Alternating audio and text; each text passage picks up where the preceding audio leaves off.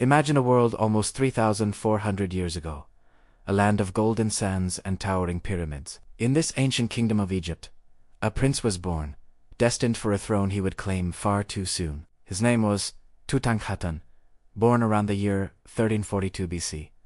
Little did anyone know, this young boy would become one of the most famous pharaohs in all of history, not for the battles he won, but for the secrets he took to his grave. For centuries, his name was lost to time, a whisper in the vast desert. But then, in 1922, a British archaeologist named Howard Carter made a discovery that would stun the world. After years of searching, he found a hidden staircase in the Valley of the Kings, leading to a sealed door. What lay behind it was a treasure beyond imagination, a tomb untouched for over 3 millennia. This was the tomb of the boy king Tutankhamun. The discovery sparked a global frenzy. Who was this young pharaoh? Why did he die so young? And what stories did his magnificent treasures tell? The world was captivated by the golden mask, the gilded chariots, and the mysterious curse that was said to follow those who disturbed his final rest. Today, we're going to journey back in time, piece together the puzzle of his life, and uncover the true story of the boy behind the golden mask. Stay with us as we unravel the life, death, and incredible legacy of Tut. Our story begins in a time of great turmoil in Egypt. Tutankhamun's father was the controversial Pharaoh. Around 1353 BC, Akhenaten had turned Egypt on its head. He abandoned the traditional pantheon of gods worshipped for centuries and declared that there was only one god to be worshipped, the sun disk. He even moved the capital city from Thebes to a new, purpose-built city called Amarna. This was a massive shock to the Egyptian people and the powerful priesthood. Akhenaten's reign was a radical experiment, and it created deep divisions in society. It was into this world of religious revolution that Tutankhamun was born. Around 1342 BC, his name itself meant living image of Aten,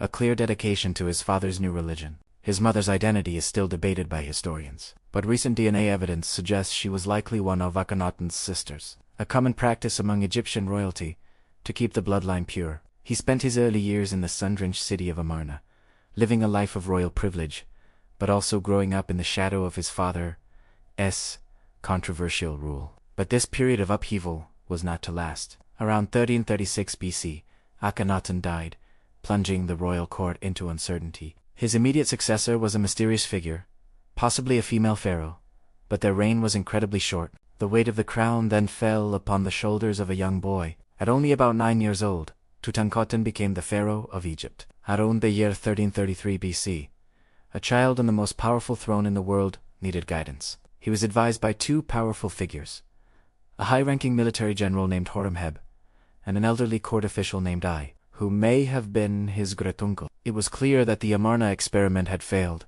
The old gods and the powerful priests were waiting to reclaim their influence. One of the first and most significant acts of the young pharaoh's reign was to abandon his father's revolution. He changed his own name from Tutankhamun to Tut, which means living image of Amen, Amen being the king of the traditional gods. His wife, Ankhesenpatan, his half-sister, also changed her name to Ankhesenaman.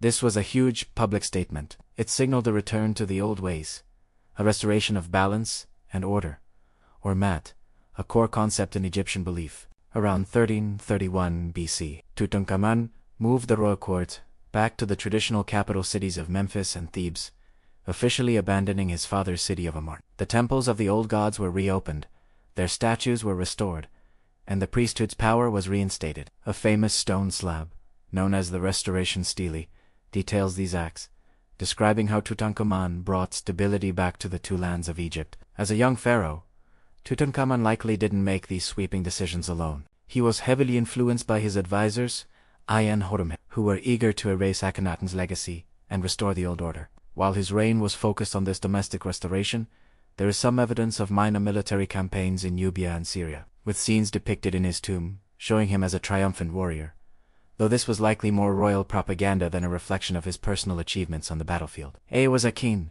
but he was also a young man. Tomb paintings and artifacts show him enjoying life. We see depictions of him hunting ostriches and wild birds from his chariot, a popular royal pastime. We see intimate scenes of his queen Ankhesenamun, anointing him with perfume or accompanying him on outings. These images give us a touching glimpse into their relationship and a life that was about more than just politics and religion. But this life, and his reign, would be tragically short. the golden age of restoration came to a sudden and mysterious end. Around the year 1323 BC, after ruling for only about a decade, King Tutankhamun died. He was just 19 years old. His death was so sudden that it seems to have caught the royal court by surprise.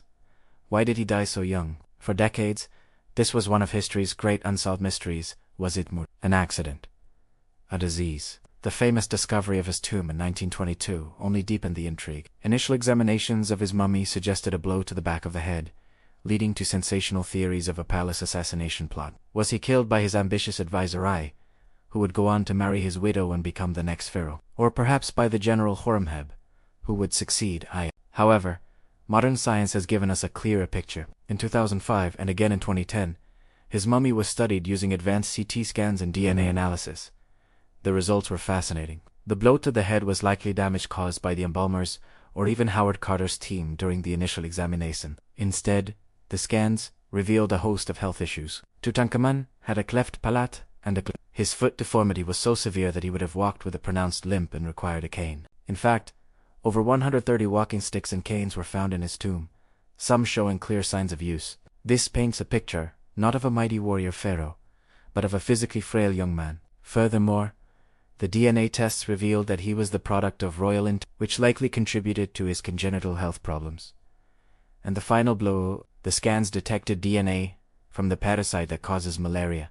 In fact, the most severe form of it. The current leading theory is that the young king, already weakened by his genetic conditions and a possible broken leg from a fall, contracted a severe case of malaria, which his compromised immune system simply couldn't fight off. It wasn't a dramatic assassination, but a tragic combination of poor health and disease that ended his life. His death threw the court into crisis. His widow Ankhesenamun made a desperate and unprecedented move. We know this from ancient clay tablets found far away in what is now Turkey. She wrote to the king of the Hittites, Egypt's great rival, pleading with him to send one of his sons to marry her, stating, "My husband has died and I have no son.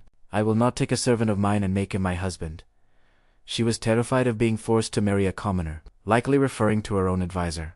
The Hittite king was suspicious, but eventually sent a prince. Tragically, the prince was murdered on his journey to Egypt, likely by someone who did not want a foreigner on the throne. Ankhesenamun's plan failed. She disappears from the historical record shortly after, and the elderly courtier married her and became pharaoh, ruling for a few short years. After Aika, the general Horemheb took the throne and began a systematic campaign to erase Tutankhamun and the entire Amarna period from history. He usurped Tutankhamun's monuments, writing his own name over the boy kings. Because of this, Tutankhamun's name was forgotten, and because he was forgotten, his tomb was forgotten. Unlike the grand tombs of more famous pharaohs like Ramesses the Great, which were robbed in antiquity, Tutankhamun's smaller, hidden tomb was eventually covered by debris from the construction of a later tomb, sealing it from the world. His obscurity in ancient times became his salvation. For 3,200 years, he rested in peace, surrounded by the incredible treasures meant to accompany him into the afterlife. Gold, alabaster, precious jewels, furniture, chariots, weapons, and even food and wine. All of it remained, a perfect time capsule of the 18th dynasty. When Howard Carter finally breached the tomb on November 26, 1922, he peered through a small hole and was asked by his patron, "Lord Carnarvon, can you see anything?" Carter's famous reply was, "Yes, wonderful things in Tay," where the discovery created a worldwide sensation, dubbed Tutmania.